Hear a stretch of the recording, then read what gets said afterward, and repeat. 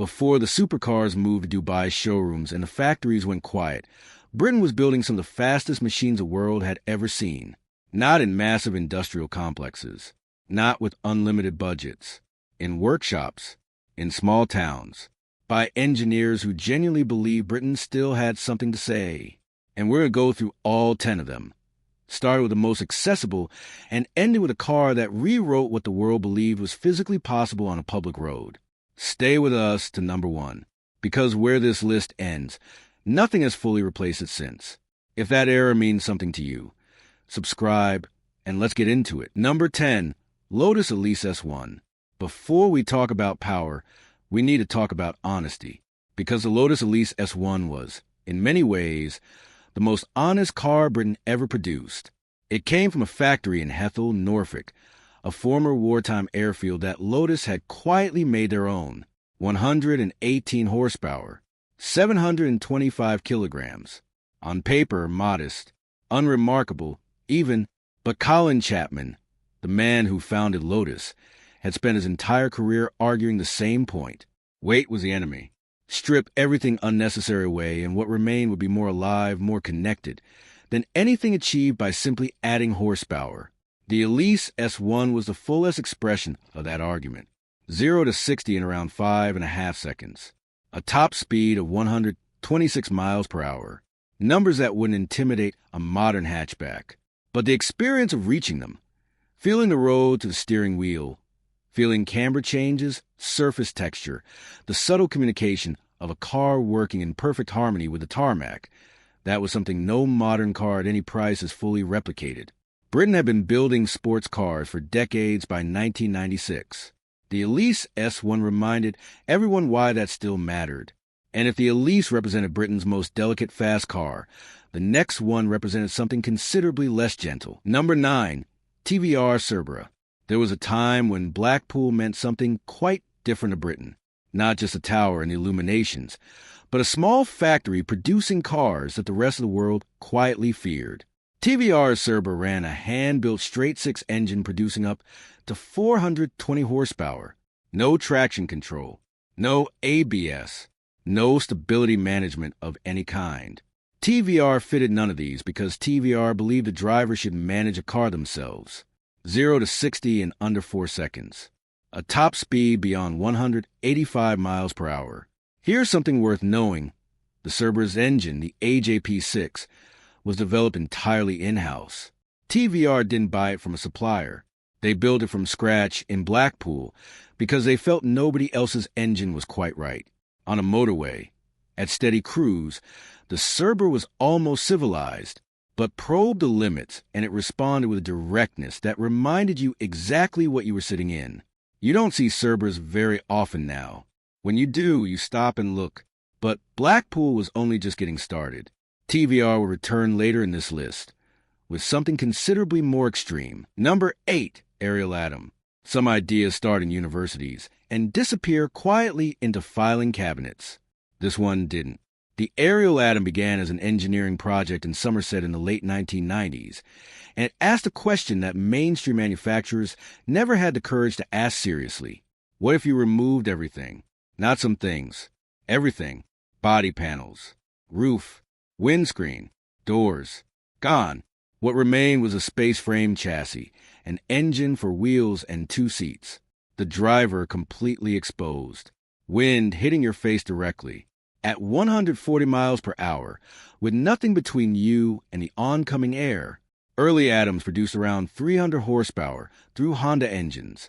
In supercharged specification, 0 to 60 in well under 3 seconds. The Atom was so fast in testing that television presenters who drove it for the first time were visibly shaken afterward. Not performing. Actually shaken. A small Somerset team. No famous heritage. No corporate backing. Just an idea that was right, and the stubbornness to build it anyway. The Atom made the Elise feel like a saloon car. And what came next made the Atom feel almost conventional. Number 7, Noble M600. If you drove through Leicester in the early 2000s, ordinary streets, ordinary buildings, ordinary life, you'd have no idea. But somewhere in that city, Lee Noble was building something that Lamborghini engineers found uncomfortable to discuss openly. the noble M600, 650 horsepower, under 1,200 kilograms, 0 to 60 in 3.5 seconds, top speed of 225 miles per hour, and no traction control.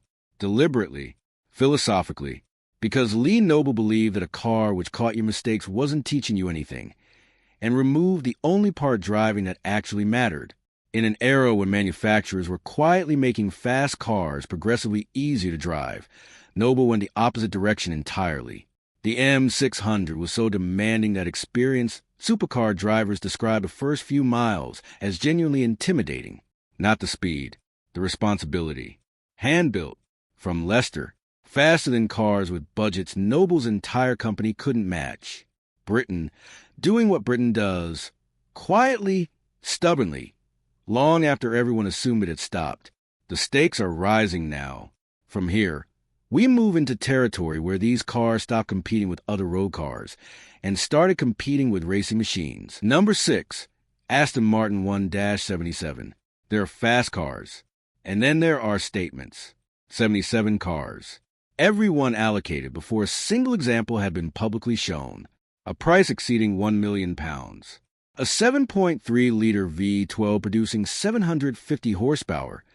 Naturally aspirated. No turbos, no hybrid assistance.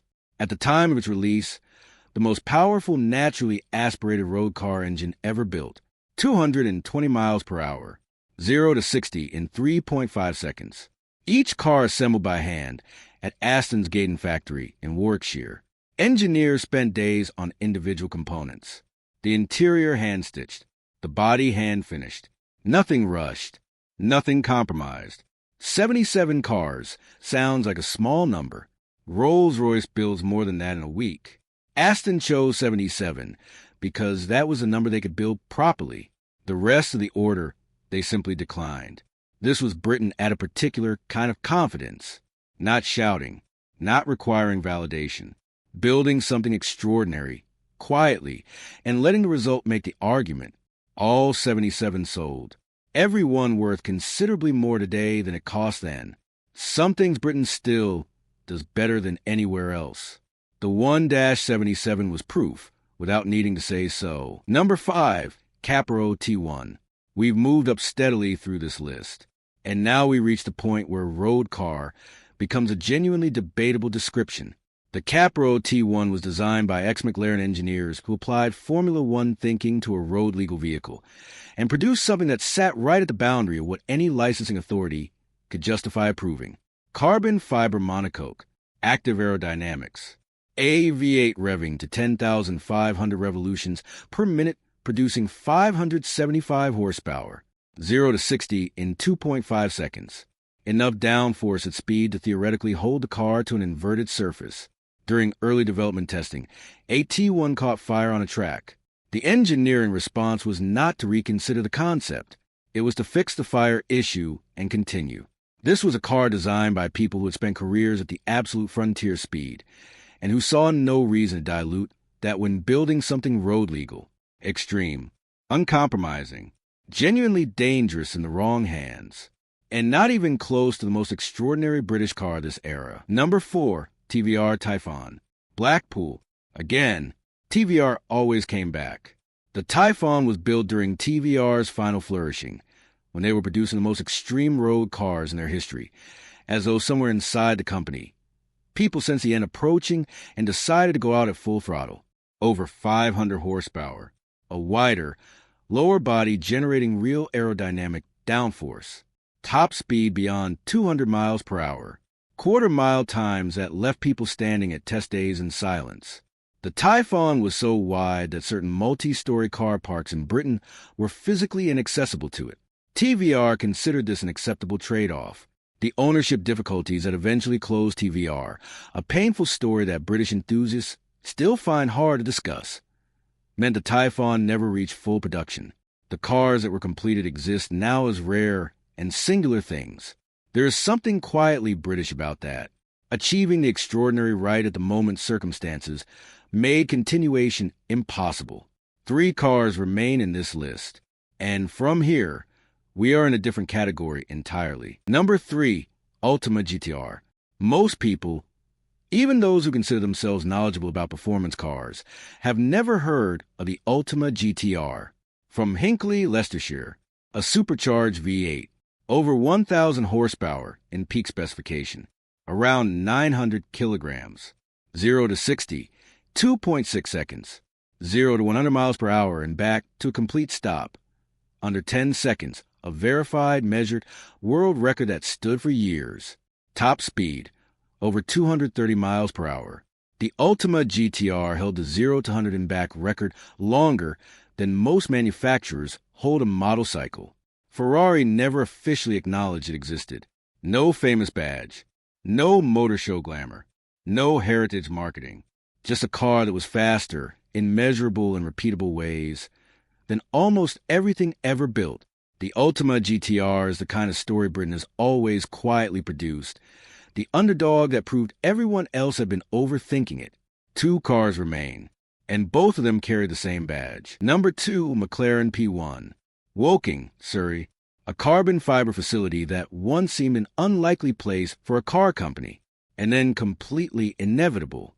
903 horsepower, twin-turbocharged V8 combined with an electric motor, active aerodynamics, producing over 600 kilograms of downforce. A DRS system borrowed directly from Formula One cars.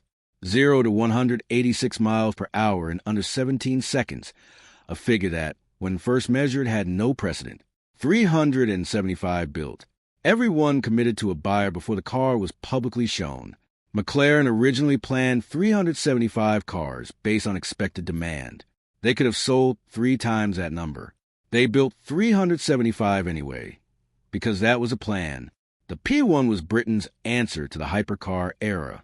Clinical, rooted in racing, willing to prioritize performance above almost every other consideration, while remaining, by many accounts, the most communicative and rewarding of the 3 great hypercars of its generation. There is 1 car left, and it has been waiting at the top of this list for 30 years. Number 1, McLaren F1. Gordon Murray had been designing racing cars for years when he began work on the F1. He knew what fast meant technically better than almost anyone alive, and he believed none of that knowledge had ever been properly applied to a road car. He set about correcting that, without compromise, without shortcut, without accepting any constraint that wasn't absolutely necessary. A naturally aspirated BMW V12, 627 horsepower, central driving position, driver in the middle, a passenger each side, because Murray determined that was structurally correct. Gold-lined engine bay, because gold reflects heat more effectively than any other material. A fan beneath the car generating ground effect without wings to disrupt the bodywork. 106 road cars. Each one the product of complete refusal to accept anything less than what the idea demanded. In 1998, a McLaren F1 reached 240.1 miles per hour on a closed runway in Germany. That record stood for 12 years. Not 12 months. 12 years. While manufacturers spent hundreds of millions specifically attempting to surpass it. In 1995, a racing version entered Le Mans. Won it. Outright. Against cars built specifically for that one race. Every F1 came with a fitted luggage set, tooled precisely to its storage compartments. Gordon Murray believed that if you were going to do something, you finished it completely. No detail was beneath consideration. The McLaren F1 was not simply the fastest British car of the 1990s. It was not simply the fastest production car in the world. It was what happens when someone refuses every shortcut, ignores every budget conversation, and builds precisely, exactly, what they believe needs to exist. Nothing built since has fully replaced the idea of it. Not even the P1. Not even the cars that eventually broke the speed record. The F1 sits alone. It always has. 10 cars. A handful of workshops. A country that had every reason to stop believing in itself. And quietly, stubbornly didn't. From a Norfolk airfield to a Blackpool backstreet. From Somerset to Hinckley to Woking. These weren't global automotive capitals. They were British towns where people got on with building something that mattered. That era is quieter now. But these cars existed. And the people who built them, and the people who remember them, We're part of something worth remembering properly. Leave a comment, share a memory, tell us which one meant something to you, and click on the video on your screen. I'll see you there.